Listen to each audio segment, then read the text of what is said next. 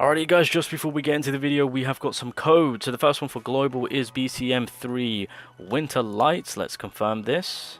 Oh, I wasn't even clicking on my game. There we go, operation complete. What is it going to be this time? Stamina or crystals? That's all I care about. Okay. I hate this. If we head over to JP, I believe this is also going to be the same for KR2. So it's not only global getting some love, but we're also getting some love over here. And if I head over here... Okay, let's try this again. Ooh, golly! Merry Christmas! What the fr... Okay, hold on. Let me... Before we get into the video, hold up. Wait a minute. Wait, what does this give? And then LX... Oh, thank you very much. What do I got? I'll take that. I'll take that. And then... What can I choose from? Ooh! Oh, I can max out my Mars's Greymore now. Pog! Oh, hell yeah. 2 of them? Alright.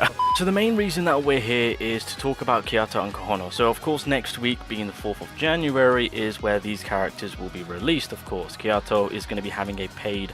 I forgot what step up banner. There we go. I completely forgot what I was about to say there.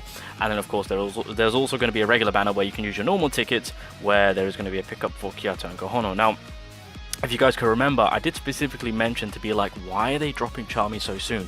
Why are they dropping Julius so soon?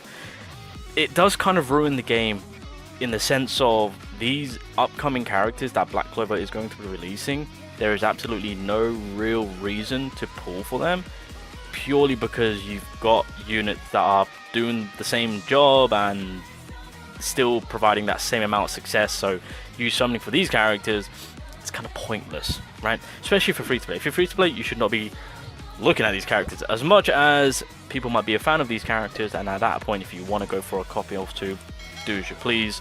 But realistically, as a free-to-play, we need to be saving, and that's exactly what we're going to be doing, because we've got Charmy, we got Julius, we're chilling. We've got our healer, we've got our nuker, we've got our attacker. We are set. These characters, that they are good, it's just not needed. And this is why I was like, why are they releasing Charmy and Julius now? Because with these upcoming characters that Global will release, it's not going to hit the same. Kiato is a brute force nuker, which is nice. So of course on his first skill, if he has a buff, upon having a buff, he gets a 50% increased damage. For every buff he has, he gives himself a 10% increased crit rate. If you have his Greymore, then he grants a dispel of damage over time. And for every damage over time he dispels, he gains 1 stack of exciting dance, which is in his passive. His ultimate, if you have 2 or more buffs, his ultimate is a guaranteed crit. It's single target. And then obviously attacking after applying a 15% increased accuracy buff for each buff he has. So he's working off buffs, and from that he will up his crit rate, crit damage, crit rate, accuracy, and obviously guarantee himself his crit. So there's a lot going on with this character and why he's a brute force nuker. Combination attack, if the enemy has a continuous damage, then you get 5% increased damage. Fairly simple. Now, when it comes to unique passive, applies exciting dance buffed on self when receiving a buff.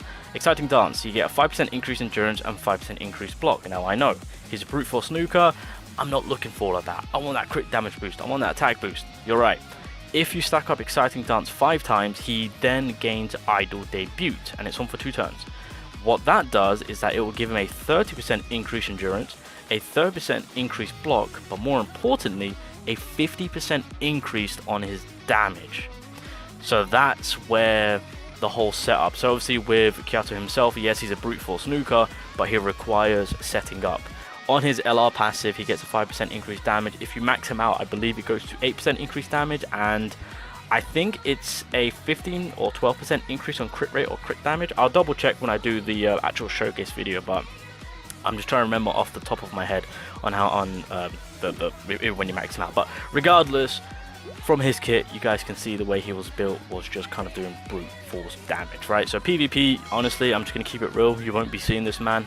He is not PvP meta at all. PvE, on the other hand, a pretty solid character when it comes to brute force, just damage, right? There are raid bosses out there that require just full-on damage, and yeah, this Kiato does provide that. But you've got Julius, and obviously Julius is providing that high amount of damage. You've got the combination with Lotus. There's a lot being provided. to how Julius comes across as an attacker, and so that's kind of why Kiato is kind of put behind his shadow. And then of course Kahono, of course, again, Charmy's in the building, so it does kind of put her in that bad situation. Now she does work very similar to Charmy in the sense of she's working off from max HP, so just a quick little run through.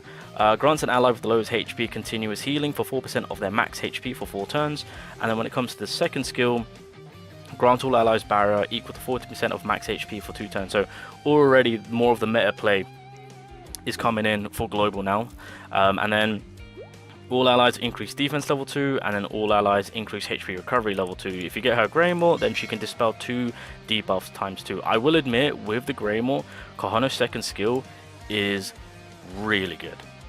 Really freaking good with what's on the table. So I'll give her that. Her ultimate pretty much, you know, heals all allies equal to 20% of max HP, and then grants all allies increased attack of level 2. So the plus side thing about Kahono is that she's, you know, got that defense covered on the second skill and that offensive support covered on the ultimate. Now, one thing which I will mention, if you do a barrier and let's say it gives you 30k, right, and then you heal, you'll actually heal back more, right? So 30k healing, then your ultimate will do 40k healing, if that makes sense, right? So, but yeah, you need to make sure that her HP is being worked on, just like Charmy, exactly like Charmy. Combination attack, HP recovery equal to 10% of max HP, and then grants partner increased attack level 5 before the attack. So, I mean, clearly you want to link her up with an offensive character, so in this case, obviously, Kiato is very nice to have beside her. The unfortunate thing is that they don't have a combination attack together, which is very weird, and I do feel like that the developers are being lazy on combination attacks, because we haven't had a new combination attack in a very long time, so we're getting scammed, is what I'm trying to say. We're getting scammed. Unique passive applies 10% increased max HP to self, and then obviously when it comes to the LR passive, applies 5% reduced damage taken to self. If you max it out, I believe it goes up to 8% reduced damage taken, or 10% reduced damage taken. And then she also gets a max HP increase of 5% or 8%, it's one of the two, or is it 12%? Again, we'll go over it when we get to do in the showcases and whatnot. So there's that. Obviously, the maxing her out does kind of help her out in the max HP department. But that's kind of like the premise of both of these characters and how they're working. Now, I do still stand my ground to be like, if you're free to play, there is absolutely no reason for you to summon for these characters. Absolutely. And that, again, that's one of my biggest concerns and why I was kind of weirded out to why Garena did what they did. I still don't know why. It feels weird on why they decided to go down that route on releasing these two characters before Kiato and Kahono. Because at the end of the day, look, the global is here to make money. You know, that's their main concern. So 37k barrier right there from her max HP, which is very nice. And the other plus side is that from every buff that Kiato is gaining, it does help him out in the long run for him to actually do an immense amount of damage, of course. So even with that second skill, it does help me out with the buffs that I'm applying for myself through my passive. And then, hold on a minute, so like, already we should have Idol debut, do we not? Oh, we're one off, So it's actually very easy to get the Idol debut, if I'm being completely honest, so that's something to take note of. But it's, yeah, the situation that we're in right now with how they've gone about releasing these characters, it's, unfortunately, it's not in their best position. Because here's the thing, it's not just Kiato and Kahono that are being affected from this. It's future characters, and I'm talking 2 seasons worth of characters. That's how devastating it is for these two characters. Now, regardless, I mean, the game itself will still do decently well. So there we go, we've got Idol debut, and I'll drop the ult so you guys can see how strong this Kiato is with just him with all his support going on. We'll take this off, there we go. So yeah, yeah. So it's 2 season worths of characters that are going to be affected. So 168k right there just from him. But if you can support him, then of course it will do a great, you know, a great amount. And then we'll do my boy Julius, 100. Yeah. Oh god, that is not what.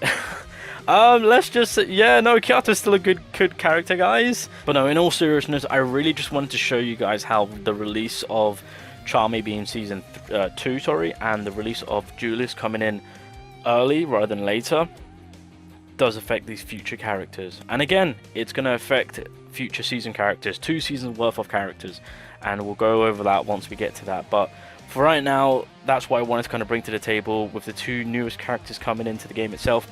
If you're free to play, these are characters which you are going to skip. You don't need them. You've already got Charmy, you've got Julius, who are doing the job, and even better at times, I will admit, even better at times, and are way more meta.